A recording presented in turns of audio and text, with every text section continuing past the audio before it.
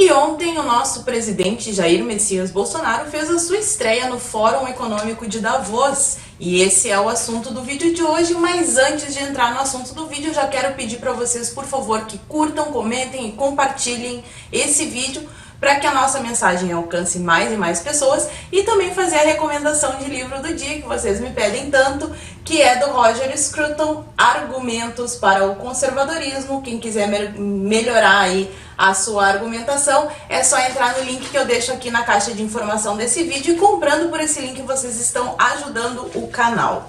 Enfim, Bolsonaro foi a Davos e fez um discurso sintético, curtinho, coeso, deu o recado dele, falou o que tinha que falar. Porque as pessoas que querem transmitir as suas ideias, uma pessoa que quer fazer com que outra entenda o seu pensamento, os seus objetivos, a sua mensagem, enfim, ela tenta fazer isso da forma mais direta possível e sem enrolação. Porque quando ia Lula, Dilma, Temer, que ficavam com aquele populismo ridículo, um socialismo que a gente não aguenta mais no nosso país e que, graças a Deus, conseguiu dar, pelo menos por enquanto, um ponto final nessa história.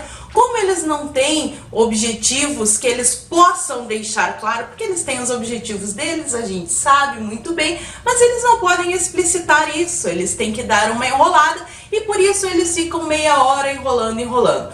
Então, Jair Bolsonaro fez o seu discurso, foi direto, falou ali que ele fez uma campanha sem muitos recursos, falou dos ataques dessa imprensa ridícula que a gente tem, não só aqui no Brasil, mas também em muitas partes do mundo, e foi centrado o seu discurso no combate à corrupção e na direção do livre mercado. Claro, a mídia começou a dar botes com o bumbum, ficou nervosinha, começou a dizer que o discurso do Bolsonaro decepcionou, porque ele não falou da reforma da Previdência, porque o mercado não gostou de um discurso que fala de caminhar na direção do livre mercado. Essa imprensa é mesmo ridícula, como se a gente não estivesse observando a alta da bolsa, a queda do dólar e todos os sinais que o mercado dá, indicando que sim, as coisas podem melhorar e vão melhorar muito aqui no nosso país.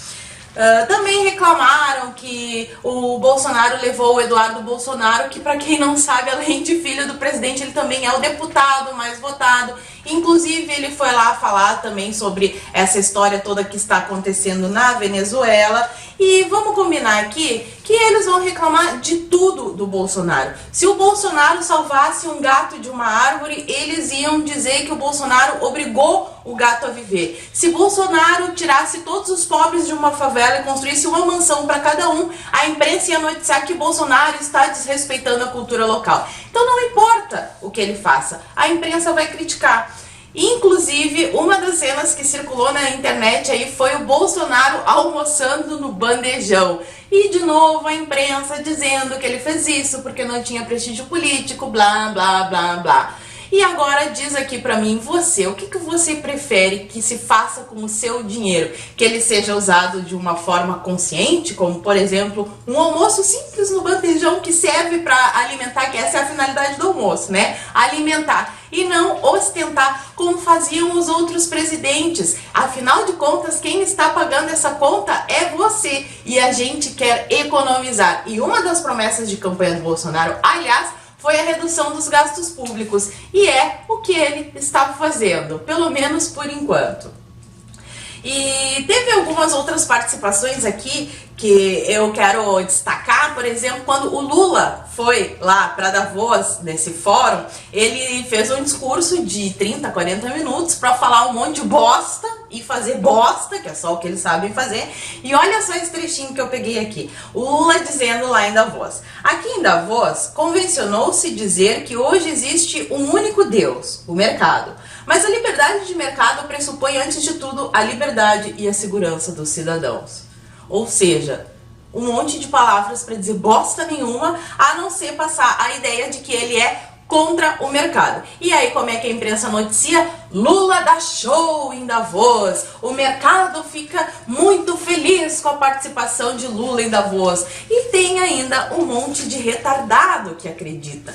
E o povo brasileiro também tem memória curta. Por exemplo, em 2014, quando a nossa presidenta marmotosa foi lá em Davos, quando ela voltou, olha só que coisa mais linda e emocionante essa volta dela. Ela voltou, fez uma escala ali em Lisboa e deu um show bêbada.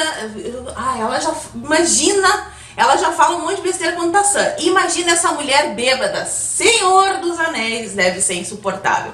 Mas o melhor de tudo foi a justificativa. A justificativa é que o avião presidencial, o Aerolula, teve que obrigatoriamente fazer uma parada em Lisboa, porque dependendo das condições climáticas, sim, dependendo das condições climáticas, o avião não teria autonomia para fazer a viagem, o percurso Zurique-Havana. E neste momento você deve estar se perguntando, como assim Zurique-Havana, Paula Marisa? Sim, acontece que a nossa presidenta, quando saiu do fórum de Davos, ela passou em Portugal para ficar bêbada e fazer fiasco, e depois ela foi para Havana fazer o quê? Inaugurar o Porto Mariel com o meu, o seu, o nosso dinheiro, que aliás foi assunto aqui na semana passada da caixa preta do BNDES, ou seja, milhões do seu dinheiro para pagar esta palhaçada de jantar de bêbada em Lisboa e depois inaugurar um porto em outro país, e que casualmente é uma ditadura, a ditadura cubana.